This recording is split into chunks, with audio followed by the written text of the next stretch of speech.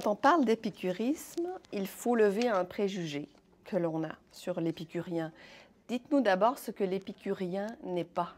Première chose, vous avez raison, il faut lever un préjugé. L'épicurisme n'a rien du libertinage. La recherche des plaisirs à l'école d'Épicure, ce n'est pas les plaisirs des gens dissolus ou les plaisirs débridés. Ce n'est pas la sensualité, ce n'est pas ça du tout. En fait, plutôt que de chercher une sorte de relâchement ou un laisser-aller, c'est une discipline de vie assez exigeante qui s'apprécie dans l'ensemble des actes. Or, en fait, l'épicurisme, comme vous savez, est ancré dans une expérience simple, une expérience fondamentale qui est l'expérience corporelle. Le corps nous procure du plaisir ou de la douleur et les épicuriens voudront en quelque part délivrer le corps souffrant et permettre à l'âme d'accéder à un plaisir pur, un plaisir particulier qui est le plaisir d'exister, qu'ils appellent l'ataraxie. Et par quelle pratique, en fait, est-ce qu'on devient épicurien? Il faudrait que je vous dise que les épicuriens, au fond, c'est des gens qui dégustent chaque moment de la vie. C'est des gens qui vivent au présent. Ce à quoi je pense, c'est une phrase d'Épicure. Épicure dit « Le sage cueille le fruit ».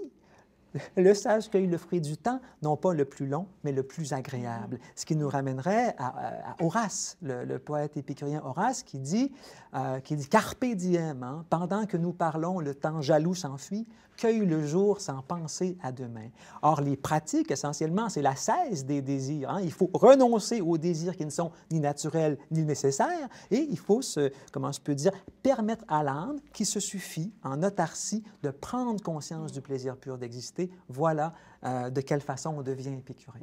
Et justement, Épicure dit qu'on ne peut pas trouver la plénitude tant qu'on poursuit des plaisirs illusoires. Et puis, qu'est-ce qui définit les plaisirs illusoires des autres? C'est vrai. Les épicuriens avaient une tripartition. Ils avaient distingué trois types de désirs. Ceux qui sont naturels et nécessaires à l'autarcie, c'est-à-dire manger, boire, se reposer, dormir. Ceux qui sont naturels, mais qui ne sont pas nécessaires à l'autarcie. Et il y avait bien sûr cette troisième catégorie, les plaisirs ni naturels, en fait, les désirs ni naturels ni nécessaires à l'autarcie, à savoir l'argent, la renommée, le pouvoir. Ceux-là, on ne peut pas les combler. Ce sont des désirs qui troublent l'âme parce qu'ils sont infinis. Et aussi, en plus, ils sont vides. Ce qui fait que les épicuriens ont élaboré, comme les sceptiques, comme les stoïciens, une thérapeutique qui consiste à guérir l'âme inquiète de ces désirs infinis, de ces désirs illimités. Et on peut la résumer avec 4 phrases. Hein. Le tétrapharmakos de Philodème se résume en 4 phrases.